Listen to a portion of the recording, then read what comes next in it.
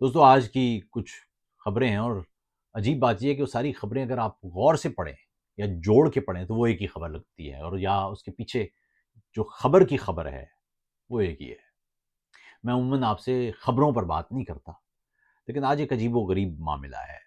ایک خبر مجھے نظر آئی کہ عمران خان کی ہمشیرہ علیمہ خان، ان کا دوسرا بیٹا، اس کو بھی آج 9 مئی کے مقدمے میں گرفتار کر لیا گیا۔ ایک خبر یہ ہے۔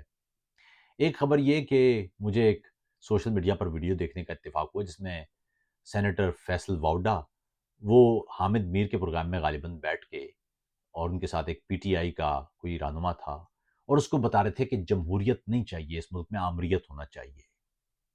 پھر مجھے ایک ویڈیو دیکھنے کا اتفاق ہوا جس میں مہارنگ بلوچ وہ کہتی نظر آ رہی تھیں کہ پاکستان میں جو عدالتیں ہیں یہ عسکری عدالتیں ہیں، اور یہ دعائیں یا منتیں ان کو نہیں مانتی، یہ ڈالر سے چلتی ہیں۔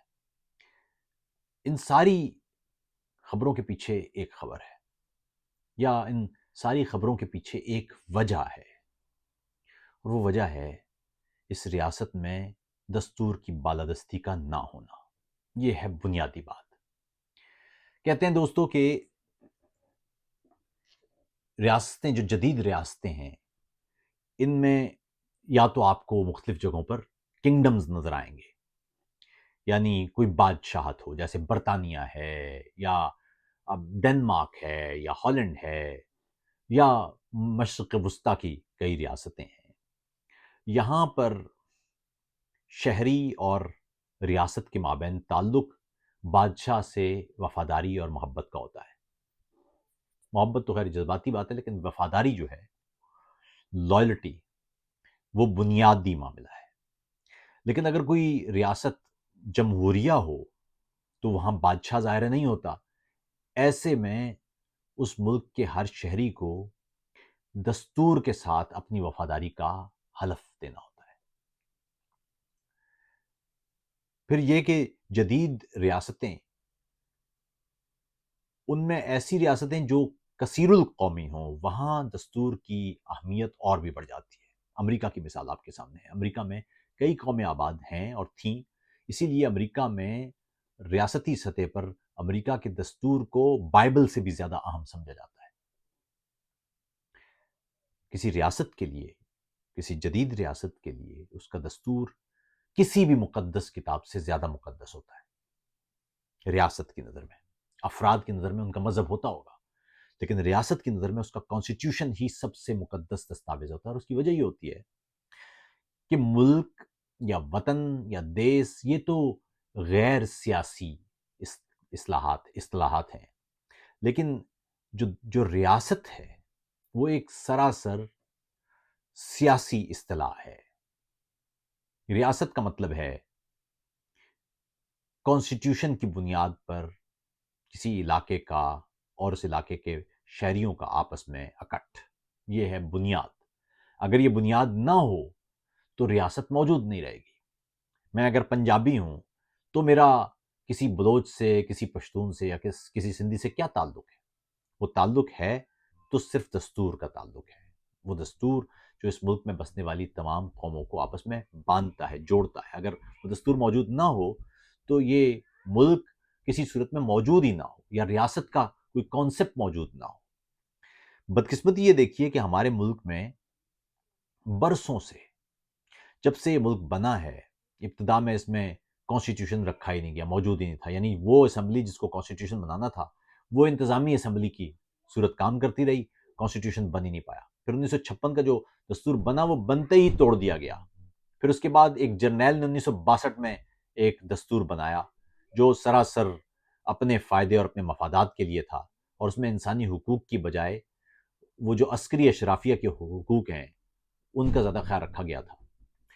اور اس کے بعد پاکستان جب ٹوٹ گیا اور پاکستان میں 1973 کا پہلی بار کوئی باقاعدہ دستور بنا، وہ دستور تب سے لے کے اب تک بارہا معطل ہو چکا، بارہا ٹوٹ چکا، بارہا منسوخ ہو چکا، اور بارہا فوجی جرنیلوں کے بوٹوں تلے دفن اور کچلا جا چکا۔ یہ ہے سچائی اور تلخ حقیقت۔ معاملہ یہ ہے کہ صرف اشرافیہ تک نہیں، بلکہ اگر آپ سڑک پر جائیے اور کسی عام آدمی سے بھی دریافت کیجیے تو وہ آپ کو دستور کے حوالے سے انتہائی سطحی باتیں کرتا نظر آئے گا۔ دستور تو کاغذ کا ایک ٹکڑا ہوتا ہے، مشرف نے بھی کہا تھا، اس کو ردی کی ٹوکری میں بھی پھینک سکتے ہیں، دستور کی اہمیت کیا ہوتی ہے۔ پھر ایک اور جملہ بھی ہوتا ہے، ہمارے لیے قرآن عام ہے، دستور تو عام نہیں ہے۔ اس انداز کے آپ کو جملے نظر آئیں گے۔ یہ جملے ریاستی سطح پر انجیکٹ کیے گئے ہیں لوگوں کے ذہنوں میں۔ یعنی ہمارے ہاں پچھلے 20-25 سال میں اگر آپ غور سے دیکھیں تو آپ کو ریاستی سطح پر سیاست، جمہوریت اور دستور سے نفرت سکھائی گئی ہے۔ ایک پوری نسل تیار کی گئی ہے جو یہ کہتی ہے کہ جمہوریت نہیں ہونا چاہیے، یا جو یہ کہتی ہے کہ سیاست تو ایک گندی چیز ہے، اور وہ جو یہ کہتی ہے کہ جی دستور کیا ہوتا ہے، دستور کی تو کوئی اہمیت نہیں ہوتی۔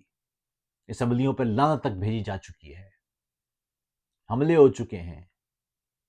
اور فیصل واؤڈا خود سوچئے کہ وہ اس ملک کی پارلیمان کے ایوان بالا کے رکن ہیں، اور اس پارٹی کی جانب سے رکن ہیں جس کا بظاہر یہ کہنا ہے کہ وہ پاکستان کی سب سے جمہوری جماعت ہے، یعنی پیپلز پارٹی، جس کا دعویٰ یہ ہے کہ اس نے اس ملک میں جمہوریت کے لیے خون دیا ہے، جس کا دعویٰ یہ ہے کہ اس نے اس ملک میں کانسٹیٹیوشن بنانے میں کلیدی کردار ادا کیا ہے، جس کا دعویٰ یہ ہے کہ اس نے ایک طویل جدوجہد سے پاکستان میں جمہوریت کے پودے کی بنیاد رکھی ہے۔ اس کا ٹکٹ لے کے اس ملک کی پارلیمان کے ایوان بالا میں بیٹھ کے اگر ایک شخص یہ کہہ رہا ہو کہ ملک میں جمہوریت نہیں ہونا چاہیے، یہاں پر آمریت ہونا چاہیے، اور ٹی وی پر علل اعلان کہہ رہا ہو، تو آپ خود اندازہ لگائیے کہ اس ملک میں کنفیوژن کس حد تک ہے۔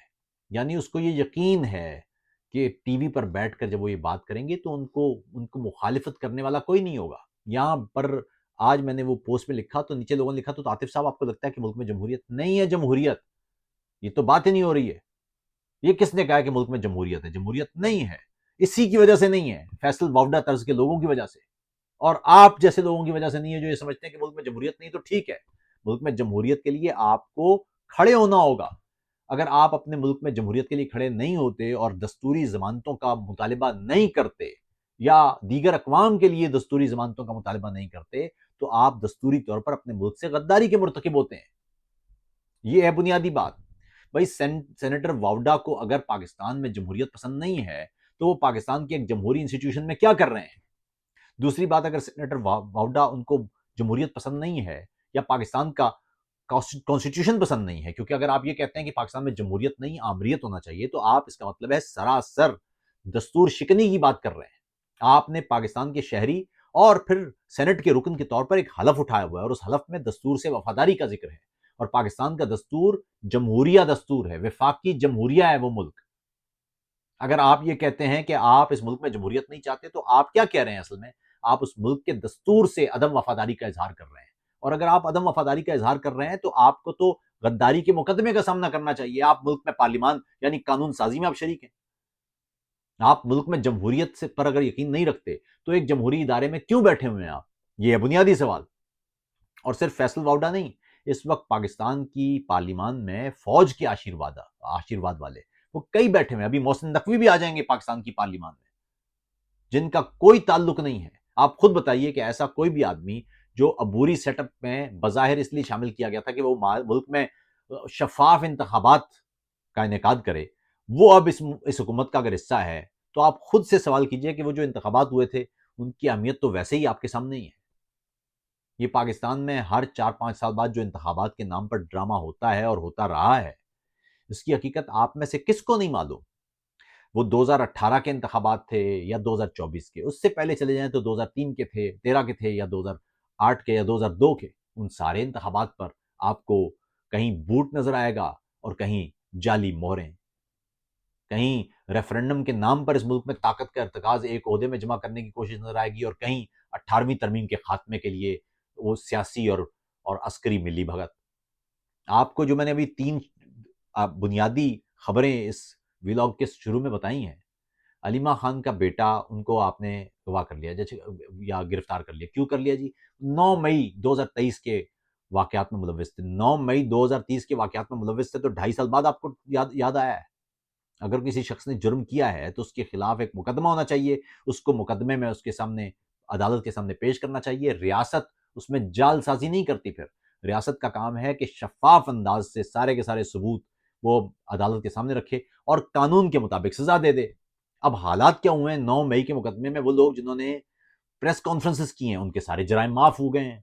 ابھی بھی وہ جو سہیل وڑائچ کا کالم تھا جس میں بعد میں وہ D G I S P R نے کہہ دیا جی کہ یہ بات نہیں ہوئی ہے، اس میں بھی وہ بات سادہ سی ہے جی کہ معافی مانگ لیں تو، اور بھائی معافی مانگ لیں، آپ کون ہے؟ پہلی بات ہے آپ ہیں کون معافی منگوانے والے؟ اور دوسری بات یہ ہے کہ صاحب اگر کسی نے جرم کیا ہے تو جرم کی معافی تو نہیں ہوتی، یا آپ کے گھر کا کوئی سامان تو اٹھایا نہیں ہے کسی نے؟ ملک کا اگر کانسٹیٹیوشن آپ کا کہنا یہ ہے کہ پاکستان کے مختلف اداروں پر حملہ ہوا ہے یا پاکستان میں املاک کو نقصان پہنچا ہے، آپ کا یہ کہنا ہے کہ یہ جرم ہوا ہے، آپ کا یہ کہنا ہے کہ عسکری عدالتوں میں مقدمات چلیں گے، اتنا سنگین معاملہ ہے، تو آپ یہ کہہ رہے ہیں کہ معافی مانگ کے چھوٹ جائیں گے؟ اس کا مطلب کیا ہے؟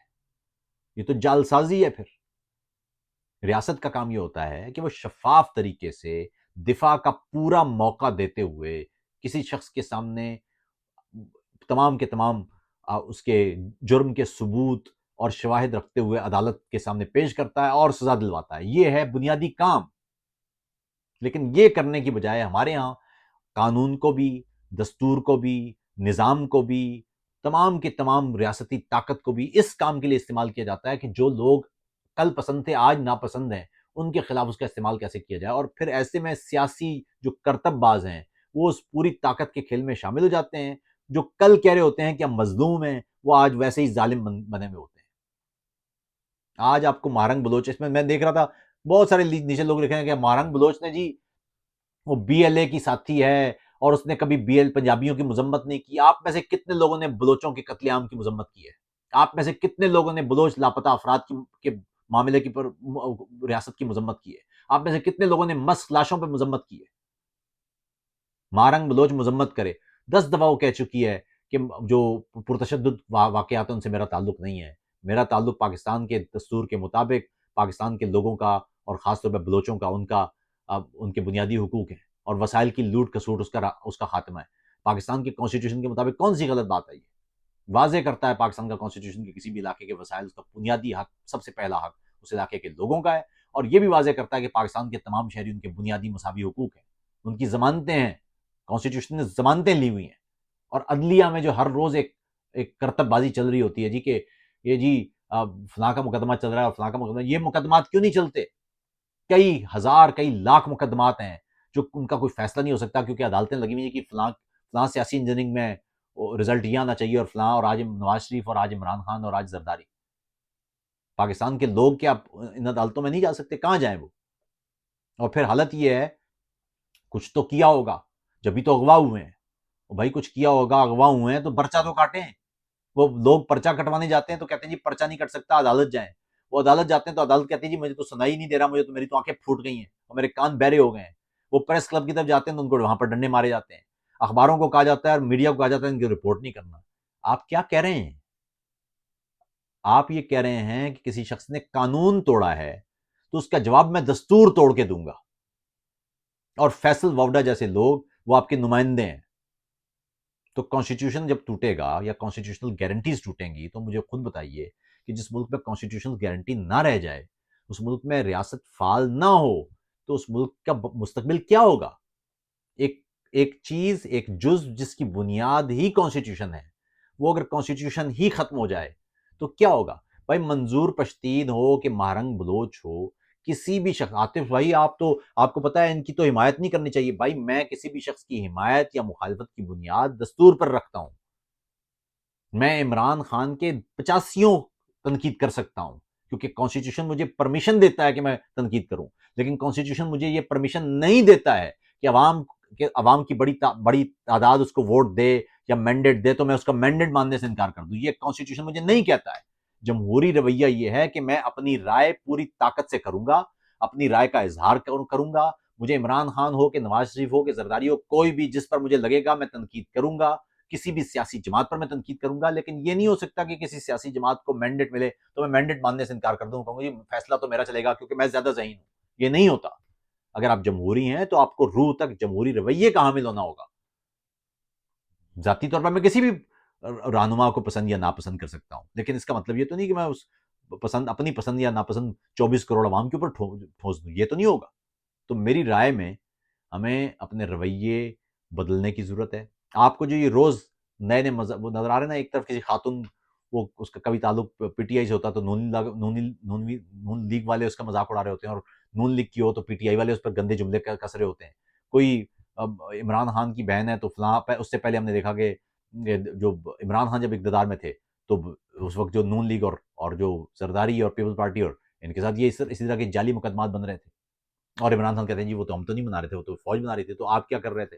اور آج کے حکمران اگر یہ کہیں گے جی فوج بنا رہی ہے تو آپ کیا کر رہے ہیں؟ ریزائن دیں اور باہر نکلیں اور کانسٹیٹیوشن کے لیے کھڑے ہو جائیں، کانسٹیٹیوشن کی بحالی کے لیے کام کریں۔ اگر آپ کو لگتا ہے کہ آپ کے بس میں کچھ نہیں ہے، کل سارے کا سارا ملبہ آپ پر گرے گا نا، پھر آپ نہیں کہہ سکتے کہ جی میرے بس میں تو کچھ نہیں تھا۔ آپ نے اگر جہاں کہیں پر سائن کیے ہیں، آپ کی ذمہ داری بنتی ہے۔ اور پھر بدقسمتی دیکھیے کہ پاکستان میں حکومت کسی کی بھی ہو، پچھلے کوئی آپ 18 سال سے دیکھ ہی رہے ہیں کہ حکومت کسی کی بھی ہو، کچھ چیزوں پر کوئی فرق نہیں پڑ رہا۔ لوگ لاپتہ ہو رہے تھے، وہ پیپلز پارٹی کا دور ہو کہ نون لیگ کا دور ہو کہ عمران خان کا دور ہو اور پھر نون لیگ کا دور ہو یا پی ڈی ایم کا دور ہو، جو لاپتہ ہو رہے تھے وہ لاپتہ ہو رہے ہیں، جو مسخ شدہ لاشیں مل رہی تھیں وہ مسخ شدہ لاشیں مل رہی ہیں، جہاں پر ماورائے عدالت قتل ہو رہے تھے ماورائے عدالت قتل ہو رہے ہیں، انسانی حقوق کی خلاف ورزیاں ہو رہی تھیں، انسانی حقوق کی خلاف ورزیاں ہو رہی ہیں۔ اس سے فرق ہی نہیں پڑ رہا کہ کون سا سویلین رہنما ملک پر حکمران ہے۔ تو پھر فائدہ کیا ہے اگر آپ کانسٹیٹیوشنل گارنٹیز کو نہیں مانتے اور آپ نے اپنے لوگ بٹھائے ہوئے ہیں کہ فلاں شخص نے جی بی ایل اے کی مذمت نہیں کی تو اس لیے میں اس کے جائز حقوق کی پرامن جو تحریک ہے اسی کو گالیاں دینا شروع کر دوں گا، اسی کو دہشت گرد کہنا شروع کر دوں گا۔ یہ تو بڑا کوئی عجیب معاملہ ہے بھائی۔ بی ایل اے نے کچھ کیا ہے تو بی ایل اے پاکستان کے قانون کے مطابق ایک کالعدم جماعت ہے، اس کے خلاف آپ نے جو کرنا ہے وہ کریں۔ اس کا مطلب یہ ہے کہ ایک بندہ مخالفت کرے گا یا ایک بندہ مذمت کرے گا تو تبھی آپ اس کی نہیں، آپ دیکھیں گے کہ کون سا شخص ہے جو کانسٹیٹیوشن کے مطابق مطالبات کر رہا ہے، منظور پشتین ہو کہ مہرنگ ہو کہ پاکستان میں دیگر مختلف اقوام کے نمائندے ہوں، وہ اگر کانسٹیٹیوشنل بات کر رہے ہیں، وہ بات دستور پاکستان کے مطابق ہے، تو آپ کا فرض ہے کانسٹیٹیوشن کے وفاداری کا حلف اٹھایا ہوا ہے آپ نے کہ اس کے ساتھ کھڑے ہوں آپ۔ یہ سادہ سی بات ہے، اس سے کوئی فرق نہیں پڑتا کہ آپ کا تعلق کس جماعت سے، اگر کانسٹیٹیوشنل بات ہو تو کانسٹیٹیوشن کے ساتھ کھڑے ہوا کریں۔ یہ امپورٹنٹ نہیں ہوتا پھر اگر ایک طرف کانسٹیٹیوشن ہو اور دوسری طرف آپ کا لیڈر ہو تو کانسٹیٹیوشن معتبر ہوتا ہے۔ آپ یاد رکھیے گا کہ کوئی شخص چوری کرتا ہے، کوئی ڈاکہ ڈالتا ہے، کوئی کسی جنسی حملے میں ملوث ہوتا ہے، کوئی کرپشن کرتا ہے، یہ سارے کے سارے قانون شکنی کے واقعات ہیں، تعزیرات پاکستان کے تحت ان کی سزائیں ہیں۔ لیکن اگر کوئی شخص کانسٹیٹیوشن وائلیٹ کرتا ہے، کوئی شخص ملک کے دستور کو اپاہج کرتا ہے، مفلوج کرتا ہے، تو وہ قانون شکنی نہیں ہے، وہ دستور شکنی ہے۔ اور کسی بھی ریاست میں دستور شکنی شدید ترین جرم ہوتا ہے، کسی بھی جرم سے بڑا جرم ہوتا ہے، اسے غداری کہا جاتا ہے۔ اگر آپ نے کانسٹیٹیوشن توڑا ہے تو آپ غدار ہیں ملک کے۔ اس ملک کی بدقسمتی دیکھیے کہ 74-75 سال سے اس ملک میں جو غدار ہیں کانسٹیٹیوشن کے مطابق، وہ لوگوں کو بتاتے ہیں کہ تم غدار ہو۔ یاد رکھیے گا، اگر یہ عمرانی معاہدہ نہیں ہے تو ریاست نہیں ہے۔ اس لیے اگر آپ اس ریاست کو قائم رکھنا چاہتے ہیں تو اس عمرانی معاہدے یعنی کانسٹیٹیوشن آف پاکستان کی طاقت بننا ہوگا آپ سب کو۔